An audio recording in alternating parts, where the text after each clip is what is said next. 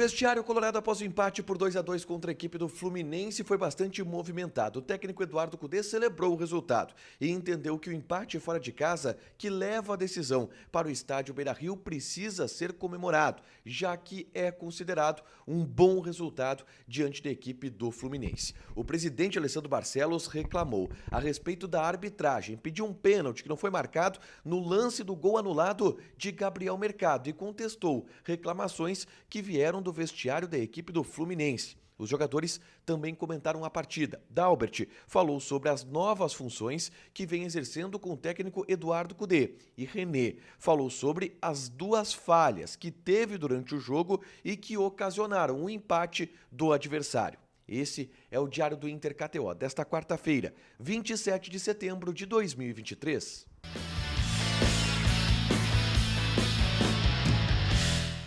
Tudo bem, gente? Obrigado pela participação aqui. Não esquece de deixar teu like, de inscrever, de ativar as notificações. Bora falar do Internacional aqui no A Dupla. Nesse vídeo, um resumo do que de mais importante aconteceu no Noticiário Colorado ao longo dessa quarta-feira. Bom, vamos começar falando a respeito, obviamente, do mais importante, o jogo do Inter. Empate 2-2 contra a equipe do Fluminense. Um empate que faz com que a decisão ela vá toda para o estádio Beira-Rio na decisão por uma vaga na grande final da Copa Libertadores da América. Tudo sobre o jogo onde o Inter fez uma boa atuação, conseguiu sim um bom resultado contra a equipe do Fluminense. Eu gravei nesse vídeo aqui pós-jogo ainda no Maracanã.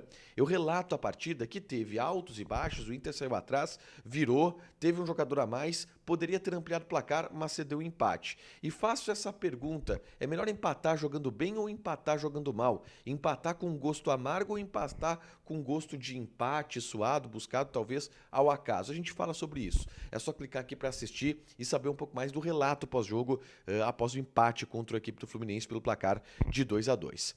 Logo que eu gravei o vídeo, eu vou contar aqui um bastidor, eu encontrei um Magrão. O Magrão saiu de uma das cabines de imprensa, um dos camarotes do estádio do Maracanã, foi pegar o elevador e ele estava com um semblante bem abatido, bem frustrado, eu diria que é a palavra, tá?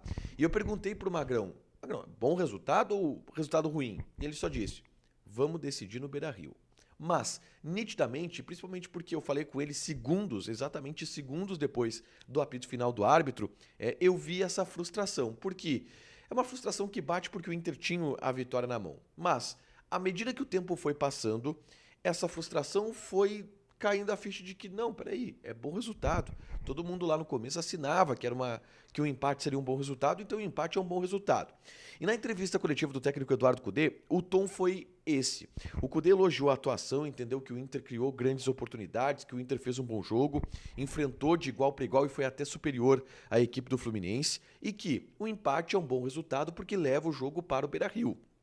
Ele fez, por exemplo, uma comparação com o confronto contra a equipe do River Plate, no Monumental de Nunes, onde o Inter perdeu por 2-1 e todo mundo disse que o Inter saiu vivo, tanto que conseguiu a virada depois no Beira-Rio. E ele, bom, se a gente perdeu no Monumental de Nunes e saímos vivos, imagina empatando aqui. Estamos, sim, muito vivos e o Cudê celebrou bastante isso na sua entrevista coletiva, tá? Além disso, a gente perguntou para o Eduardo Cudê, eu perguntei para o Eduardo Cudê sobre a mudança que deve ter de estratégia de um jogo para o outro, porque o Inter vai repetir uma partida contra o Fluminense e que não tem nenhum tipo de alteração, porque como houve um empate, é o primeiro empate nesse mata-mata da Libertadores do Internacional, o Inter vai só repetir o jogo e vai ser uma decisão, um jogo único no Beira-Rio.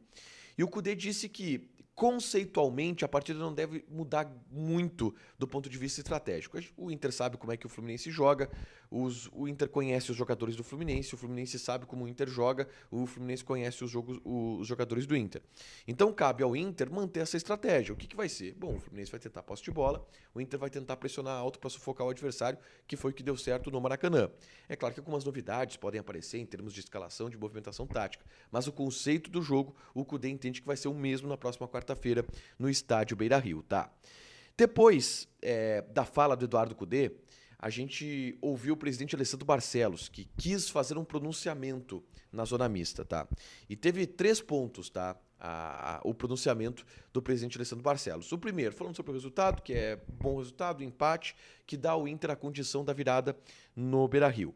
Segundo, o presidente falou sobre a torcida, agradeceu o torcedor, a mobilização que o torcedor teve e convocou o torcedor a se fazer presente na próxima quarta-feira no estádio Beira-Rio, um jogo decisivo pela Libertadores da América. E, obviamente, vai ter 50 mil torcedores, mobilização de ruas de fogo e tudo mais. A gente vai ver, sim, esse ambiente de total mobilização no Beira-Rio. Se a gente viu isso aqui no Rio de Janeiro, imagine, então, no Beira-Rio. Mas o presidente foi para a zona mista especialmente para falar sobre arbitragem.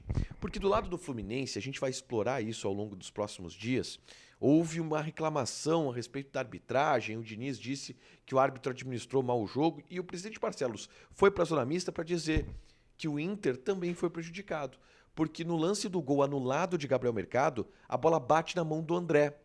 E o presidente mostra o vídeo, diz que foi claro e que o VAR deveria ter visto, e de fato deveria, e fez essa contestação da arbitragem. Mas a grande questão é que isso cria um certo ambiente no bastidor de uma hostilidade. Houve ali uma briga, não uma briga exatamente, tá? Mas houve ali uma troca de farpas entre os dois clubes, que são clubes parceiros. O presidente Barcelos, o presidente Mário Bittencourt são amigos, mas ele não gostou da postura do Fluminense de reclamar da arbitragem, falou que não é certo querer condicionar a arbitragem, que se for por isso o Inter também acabou sendo prejudicado nesse pênalti. Eu vou falar mais sobre isso, tá? Ao longo dos próximos dias, saiu o áudio do VAR também, eu vou mostrar tudo aqui no canal, provavelmente na tarde dessa quinta-feira, tá? Bom, ainda no vestiário do Inter, eu vou destacar a entrevista de dois jogadores, tá? Na zona mista. O Dalbert. O Dalbert entrou no segundo tempo e falou sobre jogar mais adiantado, como o Kudê o colocou durante a partida. Ele disse que não é uma novidade porque ele já atuou assim no Cagliari e já esperava que o Kudê o utilizasse dessa maneira. O Dalbert também falou que está muito bem fisicamente, ele que ficou 500 dias sem jogar, atuou contra o Atlético Paranaense e atuou agora contra a equipe do Fluminense, que está bem fisicamente, está pronto para o Eduardo Kudê, provavelmente, por exemplo, é um jogador que pode atuar no próximo sábado contra o Atlético Mineiro, onde o Inter deve ter uma equipe alternativa em função da Copa Libertadores da América, tá? E o René também fez uma entrevista, e o René foi um dos personagens do jogo, porque ele falha nos 2 gols do Inter, e ele dá assistência, ou participa dos 2 gols que o Inter fez, ele falha nos 2 gols que o Inter levou. E o René admitiu a culpa, tá? Ele disse que ficou triste, e aí ele foi perguntado o que vale mais, a participação nos gols do Inter ou a falha nos gols do Fluminense? Ele, não, a falha, eu tô triste, saí daqui triste por ter falhado, não gosto de falhar, mas, e aí abre aspas pro René, tá? Eu achei interessante isso. Fico muito triste, errei, mas o que eu posso prometer é que não vou perder a minha confiança e vou tentar seguir jogando da mesma maneira. O René ainda explicou os lances, tá? Ele entende que no primeiro lance, no lance do primeiro gol do Fluminense, ele tomou uma decisão errada.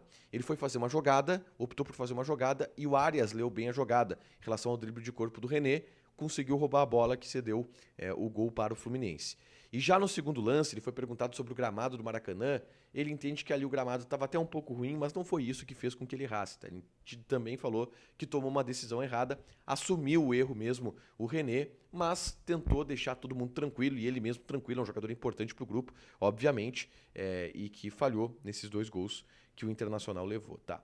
Para fechar, gente, vamos falar aqui de KTO, tá? Vou passar algumas odds, mas a nossa odd 36 da vitória do Inter e do gol do Johnny não deu certo. A vitória do Inter quase deu, mas também acabou não batendo. Bom, a gente vai ter ao longo dos próximos dias também alguns campeonatos e a gente vai ter no fim de semana, em especial, o retorno do Campeonato Brasileiro. O Inter, por exemplo, joga nesse sábado à tarde contra a equipe do Atlético Mineiro e o tempo de preparação ele é bem curto até, mas eu vou passar a odd para Fortaleza e Grêmio, que jogam no dia 30 de agosto. Odd do Fortaleza 2,71, empate 3,41, Grêmio 2,54. Joga na KTO, te registra, coloca o cupom ADUPLA que tu ganha 20% de bônus em cima do teu primeiro depósito. Fechado? Deixa teu like, te inscreve, ativa as notificações que vai ter mais conteúdo aqui no canal. Beijo!